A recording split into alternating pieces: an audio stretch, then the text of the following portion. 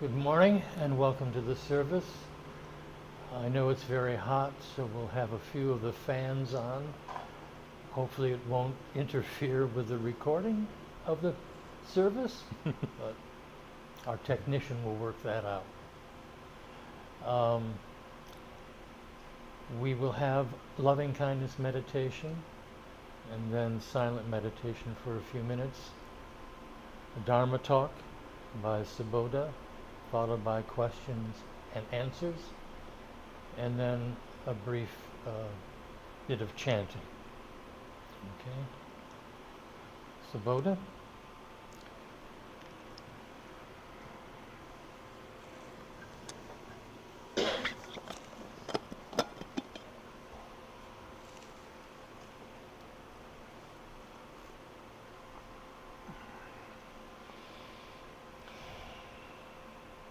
All right, let's get into a comfortable position. Close your eyes and take a couple of long, deep breaths.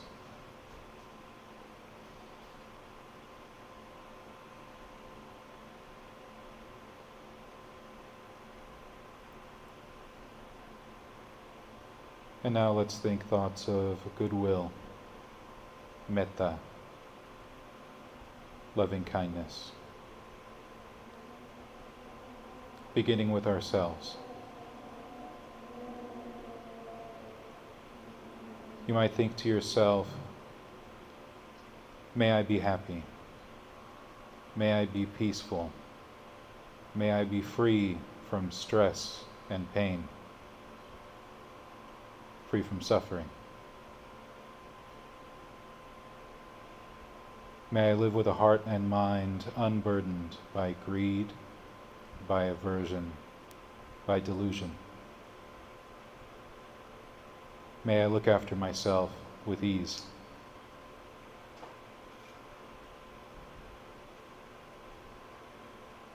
And now extend your goodwill to your loved ones, your friends, your family,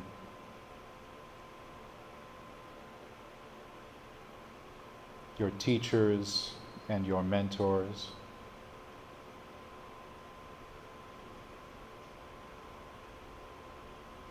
all those that you respect, all those that you admire, all those that you love. May they be happy. May they be peaceful. May they be free from stress and pain, free from suffering.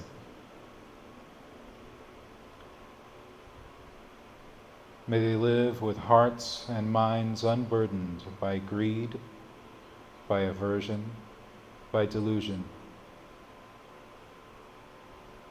May they look after themselves with ease.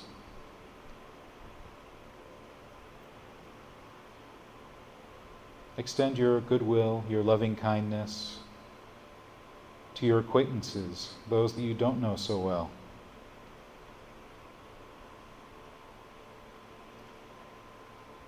May they also be happy, peaceful, free from stress and pain, free from suffering.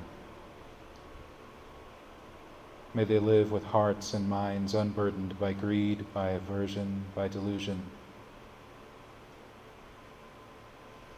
May they look after themselves with ease.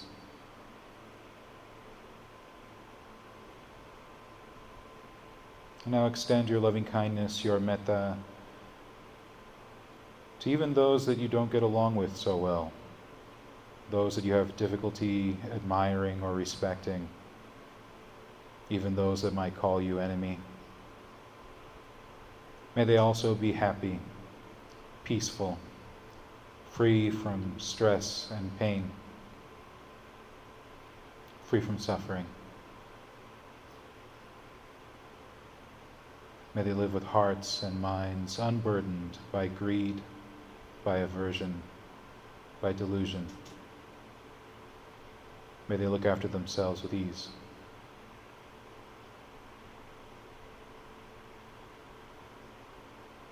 And so it is with a spirit of admirable friendship that we extend our goodwill, our loving kindness to all sentient beings everywhere. So extend these thoughts in all directions, in front of you, behind you, to the left and right, above and below, to all sentient beings everywhere. May we all be happy. May we all be peaceful. May we all be free from stress and pain. May we all be free from suffering. May we all live with hearts and minds unburdened by greed, by aversion, by delusion. May we all look after ourselves with ease. And so now, with our hearts and minds uplifted with the goodwill, with the loving kindness that we have cultivated, let us now turn our attention to our breath.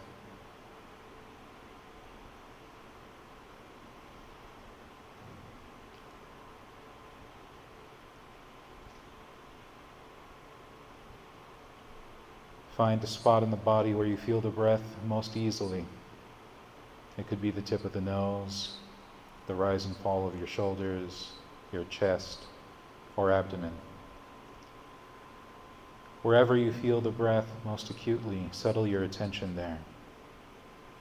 Be aware of the breath coming in, be aware of the breath going out, and get a measure of the quality of the breathing. Is the breath long? Is it short? Is it deep? Is it shallow? See if you can allow the body to breathe in a way that is gratifying, satisfying. See if you can bring your attention back to the breath time and time again, no matter how many times the mind may try to wander away. This will be the activity that we will engage in for the remainder of the meditation. Being with the breath and using the breath to unify body and mind. Please continue to meditate in this way until you hear the bell.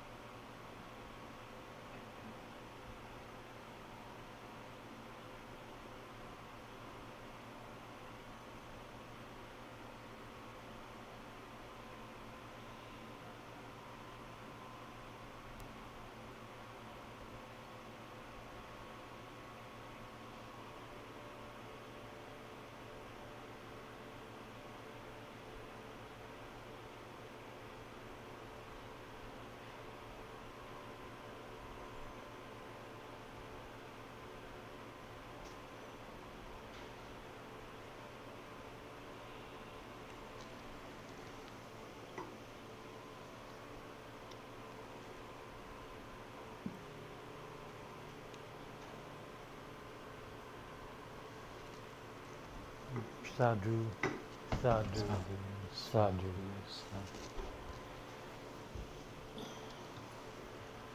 And now we'll have the Dharma talk by Subodha, who has become a very great friend and helper to the temple. This morning he had an hour meditation and discussion session. He does it the third Sunday of every month. There seem to be more and more people coming, and that's a good thing. He was at the Lotus Festival, was it last week? It was last week, yes. And so, and he gives us a Dharma talk every month? Every month. All right. Subodha, it's all yours. Thank you.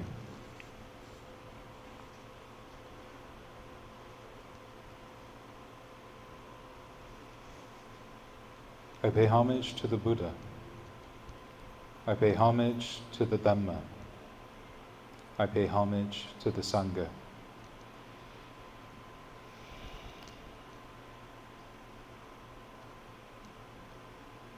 So today, I'm not quite giving the Dhamma talk I had in mind.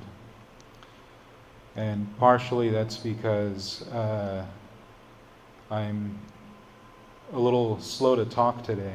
I currently have Bell's palsy, so the right side of my face is a little paralyzed. And it's weird the way that happened. You know, we were talking about how weird the body is. It started simply enough with just some swollen tonsils. You know, my body was fighting something. I don't know if it was a virus, a cold, I don't know. But I knew that I was getting these swollen tonsils, and I got a bit worried about that because ever since I was a little kid, anytime my tonsils got swollen, I'd end up getting an ear infection. It would get really bad when I was a kid. And so when my tonsils were swollen, I thought, oh man, I hope I don't get an ear infection. And I didn't. But what ended up happening is as the tonsils were getting back to normal, I woke up Saturday morning last week, and a good quarter of my tongue couldn't taste anything. And I didn't know that's what happened right away. I woke up and thought, wow, my mouth tastes kind of funny, and it tasted funny because it didn't taste like anything, on that quarter of the tongue anyway. And then over the period of 72 hours, it became quite apparent that it wasn't just my tongue that was starting to be affected, it was the whole right side of my face. And it got especially bad about the middle of the week when I realized that I couldn't speak as clearly as I usually do. But, you know, here we are as Buddhists, whether we're lay people or monastic, whether we are students or teachers who are just also students who have students. We find ourselves in this same samsaric existence. Anyone who's born is subject to aging, illness, and death. And that's one of those things that we chant quite a bit. You know, we have these 5 recollections that we always keep in mind. We know this. We say these words. We might memorize them in Pali. We might memorize them in Sanskrit. We might memorize them in English or whatever other language we may speak. And we say the words, but we don't always think about what they really mean. But it's important to really remember. Not just because of the first part, which is, hey, you've been born, you exist now. Now you're subject to aging, you're subject to illness, and you're subject to death. You haven't gone beyond these things yet. But there's also this other part that often gets overlooked, which is you're going to become different and separate from all that you hold dear. And so if you were holding your looks to be dear and you liked your face to be symmetrical, that might go away. But the most important part about that is the actual uplifting part at the end, which is what you should really define yourself by, which is not your body, not your looks, not your possessions, but your actions. The last portion of that chant is all about action. I am the owner of my actions. born of my actions, related through my actions, live dependent on my actions. Whatever I do for good or for evil, to that will I fall heir. So we don't want to define ourselves by these bodies that often fail us. We want to define ourselves by our actions. There's also another chant that I don't think is as well known in the West. So I'll share it today as part of this little meditation on the body, and then I'll get to my actual Dhamma talk for today. So I hope you will indulge me in this, because I think it's worth sharing with you. So this is known as the 4 Dhamma summaries, and I'll say it in Pali first. Upanayati loko, aduvo, atano loko, anabhisaro, asoko loko, uno loko, atito, tanha daso. The world is swept away. It does not endure. The world offers no shelter. There is no one in charge. The world has nothing of its own. One has to pass on, leaving everything behind. The world is insufficient, insatiable, a slave to craving. So I apologize, I'm struggling with the Pali, which I usually don't. But I hope that the words in English resonate an important lesson, which is we can't depend on the world, we can't depend on the things in the world, we can depend on our actions and the path.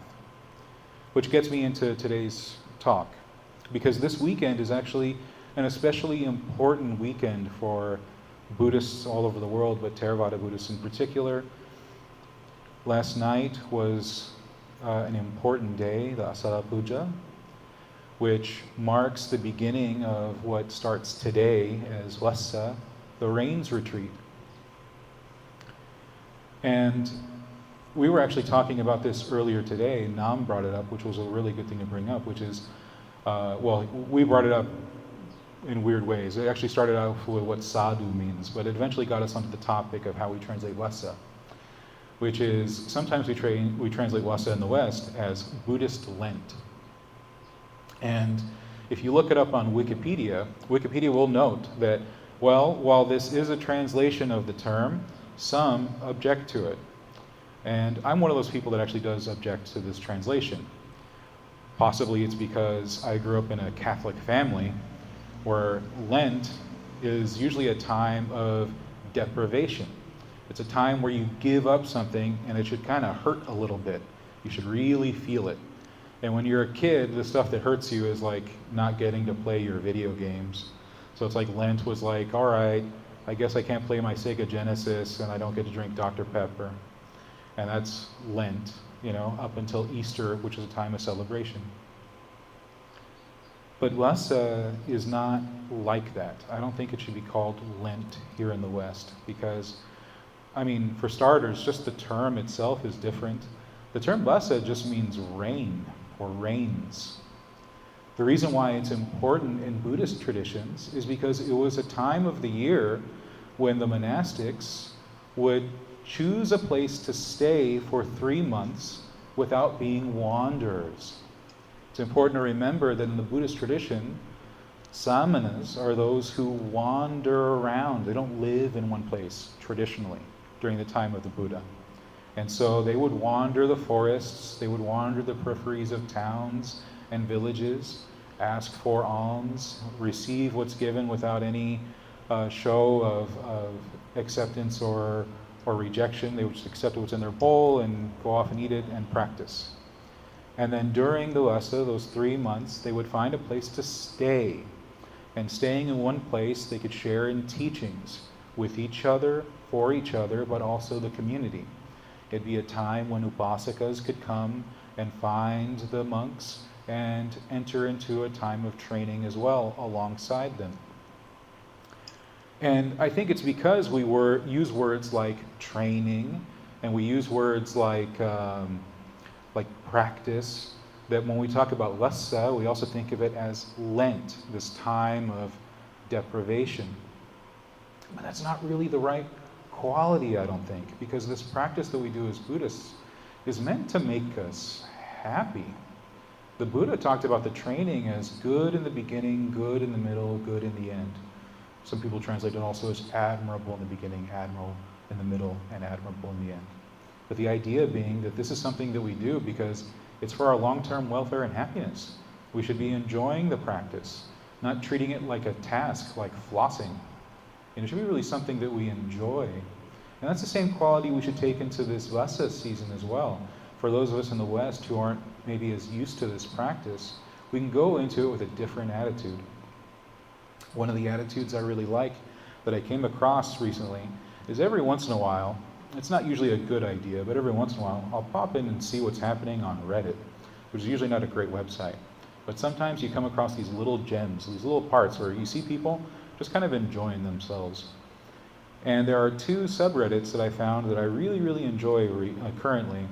One is simple living, and the other one is slow living. And you see that these are people that are really, really tired with the way that we usually live our lives. These are people who are tired of being busy. These are people who are tired of being stressed. And they're tired of living in a world that feels like it's just running them ragged, keeping them busy, keeping them as consumers. And so even though these people know that they're there precisely for that, it's in the name, slow living, simple living.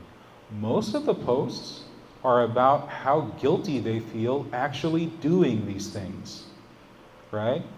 They have their weekend and they didn't go out and do the new trendy thing that everyone's waiting in 2-hour lines for. No, they stayed home and did a puzzle. And they're like, oh, but I don't feel like I'm doing anything. I'm not being productive. And it's like, yeah, but you're being a different kind of productive. You're doing something that's healing for yourself. And you'll see different versions of that. They're bummed out because they weren't living every moment trying to get every little bit of juice out of it. Instead, they sat around reading a nice book, and it's so weird that that's exactly what they're there for, but they feel guilty or bad about it. And I think it's the same attitude that we can sometimes have around this practice of Vassa, having these 3 months to practice, is that it feels like, on one hand, for some people, it feels like you're giving yourself more things to do. You're already stressed, you're already busy, you have work, you have family, you have other kinds of obligations, you barely feel like you have any time for yourself, and now someone's like, no, but also spend time reading suttas, spend time meditating, spend time listening to Dhamma talks, spend time developing qualities in your mind, which can look oftentimes like sitting like this. It doesn't really feel like you're doing a whole lot. And people can have that same kind of guilt. Oh, I'm not being productive, I'm not doing anything. And that's not really the case. So I think that we should find a way to enjoy this time with that same slowness. You're not adding to your life, you're subtracting from it, right? One of the things that I read recently, which I thought was really troubling, is that a lot of adults have this thing with them a lot of the time. And it turns out that your average adult spends about 4 to 5 hours a day on that thing. And now some of that might be for work, but also sometimes a lot of it is what kids these days are calling doom scrolling, which is when you open up a particular app that has a lot of fun things to look at, and you thought you were only going to spend about maybe 10 minutes on it, and before you know it, 2 hours have gone by. And that's a real thing that I've seen people do. I don't know what your friends are like, but sometimes you get invited to a friend's house and think you're going to hang out, and your friend's like, hey, look, there's this cool thing on Netflix, and they put it on, and you didn't realize they put it on to distract you, because when you look around and you look at them, they're on their phone. They've been on their phone for 45 minutes, right? So we have these things that keep us busy in a way that's not a good kind of busy. That's the kind of busy that perhaps we should look and go, oh, maybe I should feel a little guilty about this, and put that away. Which is exactly what I see people on those subreddits do. The people who are into slow living and simple living, they do recognize the problem with this. But then they go about it in a consumerist way. They're like, hey, does anyone know like a good brand of like dumb phone that I can have, which is different from this smartphone that I have, so that now I have two phones, one that I keep in, the cupboard and the one that I keep in my pocket, and I can switch them out whenever I feel like it. And it's like, I think you're missing the point. You have the smartphone, make it a dumb one and turn it off, right? And so it's weird how we have these attitudes that can prevent us from doing something that's good for us. So we have these 3 months. What can they be for us? A lot of Buddhists are going to be making this a time of dedicated practice. What does dedicated practice look like for you? I remember one time talking to someone and they found out that I practiced the Uposatha, which is a weekly practice. It follows the phases of the moon. Not just the full moon, but the new moon and the phases in between, halfway through on each side. And so it ends up working out to about 1 day a week of dedicated practice, following 8 precepts, meditating a bit more and everything. Someone asked, well, how much would be like a good amount of time to practice for the Uposatha? And I said, oh, I don't know, about 2 hours of meditation. 2 hours, right? And it's like, yeah, but I mean, you can break it up. 1 hour in the morning, 1 hour in the evening, do a half-hour little periods throughout the day, do it how you like. According to the study, you've already spent 5 hours on your phone. Turn your phone off for 2 hours, and you're good, And I say this in a funny way, but this is actually a kind of a scary thing when you think about it, because Gen Z is also now adults. Their time is worse. Gen Z is about teenage to about mid-20s at this point. Time really flies, doesn't it? And they can be on their phone for 7 hours a day. 7. Imagine if they took even 2 or 3 of those and used them for something like meditation, cultivation, this training that we do that's for our long-term welfare and happiness. And that's what it's really for. It is for happiness. Recently, I was reminded that Sanata Vihari, who's going to be here next week, gave a talk here at this temple one time that he titled Sukha, Sukha, Sukha, happiness, happiness, happiness. And that's one of the things that he and I love to talk about when we get together. He and I like to get together for coffee every once in a while. And when we do, we talk about how the path is one of happiness. And how for some reason in the West, it hasn't become a path of happiness for a lot of people. It's become a path of like self-help, or like a path of relaxation, or a path of just this little thing that you do here and there. It becomes a lot of things for a lot of people. Like anything in the West that becomes commodified, one of the ways it becomes a commodity is by becoming a thing that anyone can use in any which way they want.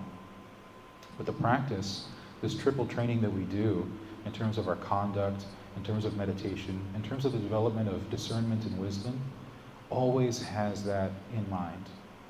My happiness and the happiness of those around me. Not just now, but in the long term, perpetually into the future. That's what we're training. We're training in harmlessness. So this Vasa season, how can we be harmless?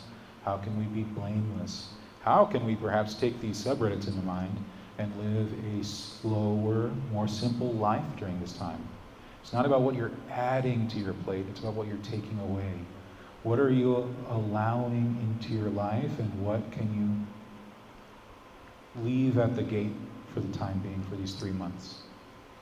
Because oftentimes we do have time for the practice. We feel like we don't have time because we tend to prioritize other things. And the practice is not something that is separate from the people in our lives. That's one of the other things that I often end up in conversation with a lot of people, is about how Buddhism in the West has become something that ends up being very individual, let's say. Whereas in Buddhism, we're really about community. Not just the community of the Chatuparisa, because there is that, the community of monks and lay people practicing together, but also that Buddhism is a family practice. Because Buddhism is all about what you are doing. It's a path of action. So it's what you're thinking, what you're saying, and what you're doing. And a lot of your thoughts, and a lot of your words, and a lot of your actions are going to be generated in the direction of your loved ones, your family. So the practice that we do is very much about where we are and who we're with.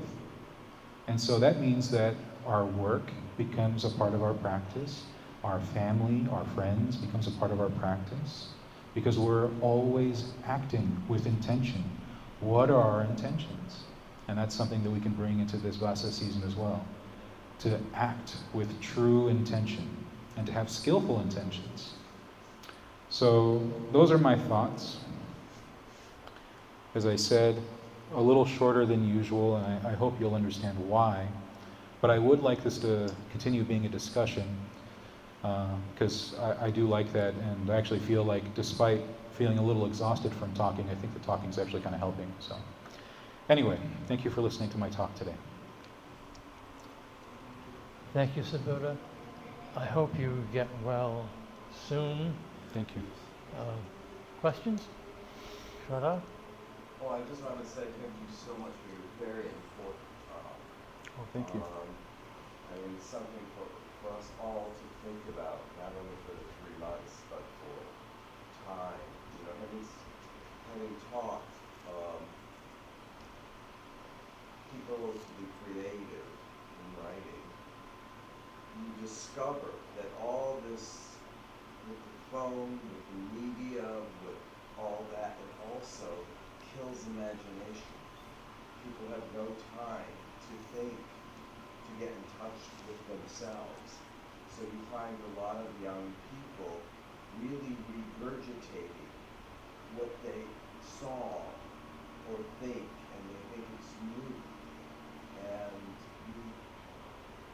I think it's difficult for us. I mean, it's difficult for me right now with all the news to let it monopolize my life and monopolize, more important, my time. Mm-hmm. And you know, I came across a quote that was really making me think from Shakespeare, which is, "I wasted time, and now time wastes me." So I think we have to think about all the stuff we said today, and you know, even if we start doing a little bit of it, it's going to improve. So thank you. Oh, thank you. You know, what you were saying about problem solving and all that kind of stuff, like they've already been looking at college students currently, like undergraduate students, and how a lot of them are really struggling with those kind of assignments that aren't multiple choice. Right. Anything that requires them to think outside of the box, to put things in their own words, to do anything creative, they're struggling. And that's a shame, you know. I think that the access to technology that they have been born into has made them very good at navigating the internet. They can often find information, but then they often, as you say, just regurgitate it. They haven't really had time to think about it or process it, to really understand what they're saying. They can be very good parrots. And it's not their fault. It is not their fault at all. It's not their fault. Mm. And I think it's important for people who are teaching them to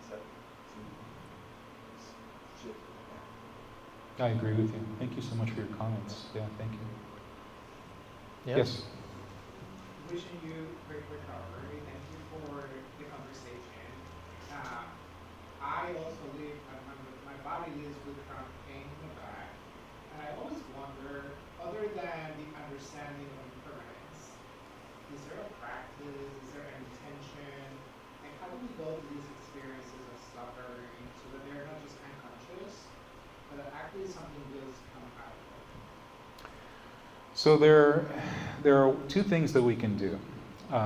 The good thing about meditation is that it's not just any one thing, right? Meditation has the ability to, when it comes to pain, help us manage pain, but it also allows us to really understand how pain works in the body.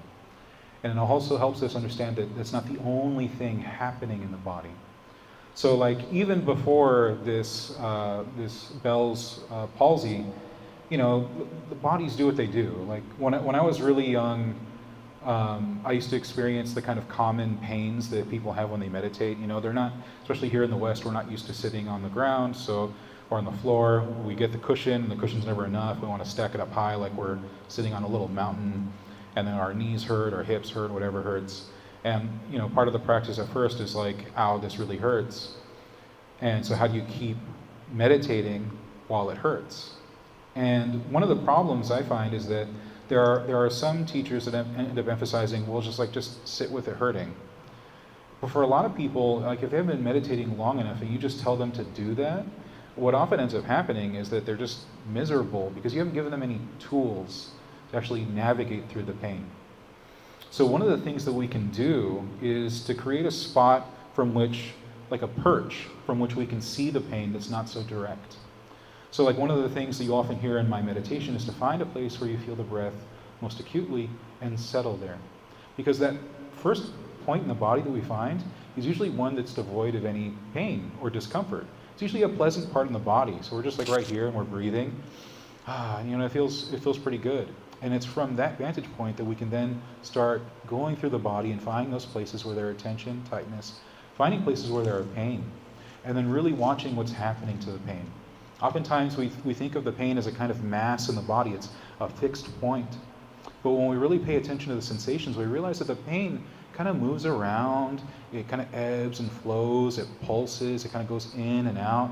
So like with knee pain, foot pain, when your foot falls asleep, you can also realize there's all sorts of dynamic things happening around the pain. Not only is it not the only thing happening in the body, but even the way we experience it is often not the only experience there.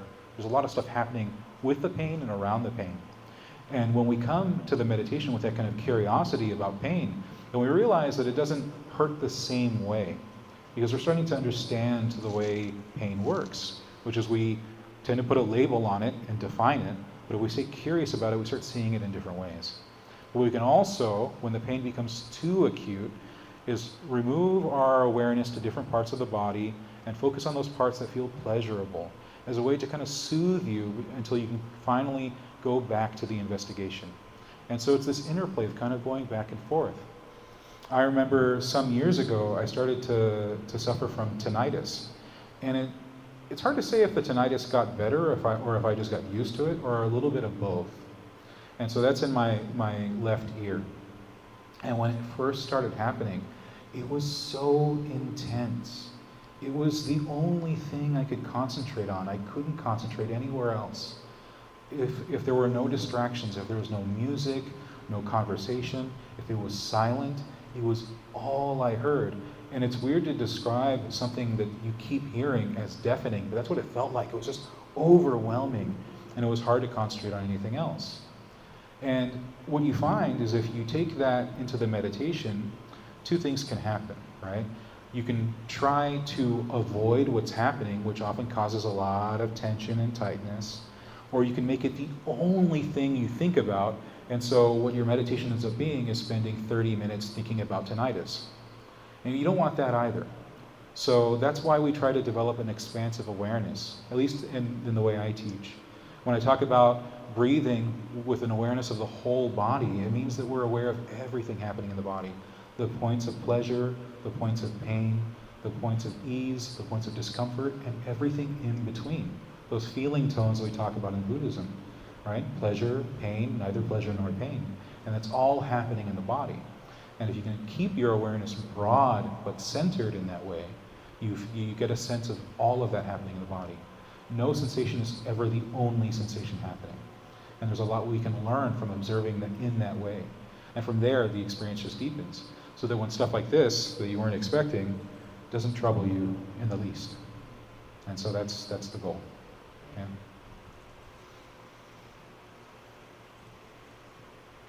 All right. I want to express people came yes people illness. You really good speech, simple speech that everyone can understand. This is clear to you, honestly.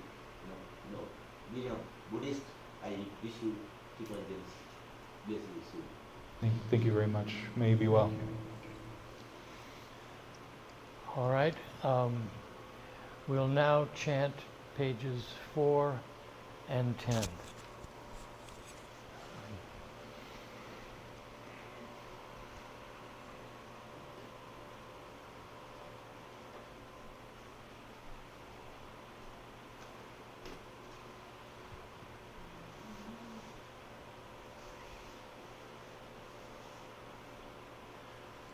Namo tassa bhagavato arahato samma sambuddhassa. Namo tassa bhagavato arahato samma sambuddhassa.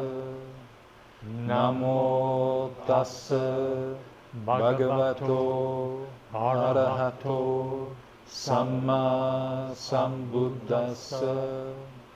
Buddham saranam gacchami. Dhammam saranam gacchami. Sangham saranam gacchami. Sentient beings are numberless. I vow to save them all. Deluding passions are inexhaustible. I vow to end them all. Dharma gates are limitless. I vow to study them all. Buddha's way is supreme. I vow to attain it. May suffering ones be suffering free, and the fear-struck fearless be. May the grieving shed all grief, and the sick find health relief. When ye do konga duk phokap punyate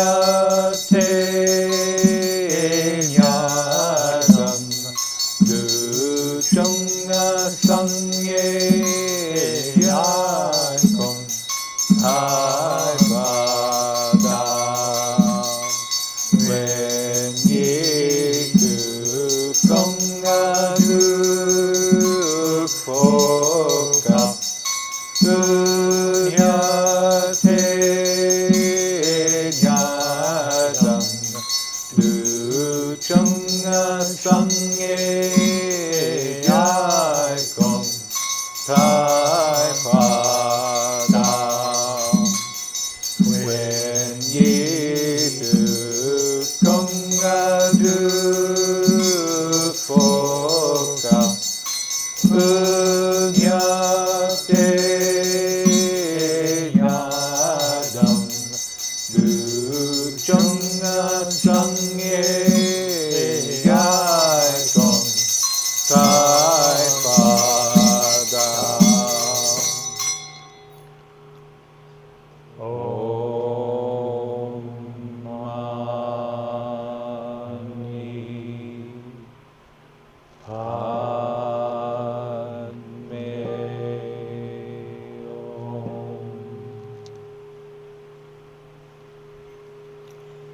Thank you, everyone. There'll be tea and cookies in a minute. Are there any announcements? Venerable Sanata Vihari is going to be speaking next week. He's a Mexican-American monk who actually was born and raised right around here in Koreatown. And so he loves to speak here because of that. And so we're honored to have him. So if you're able to make it next week, please do come. And that's it. All right. Hope to see you all next week. May you be well and happy, peaceful, and free from suffering. Sadhu, sadhu, sadhu.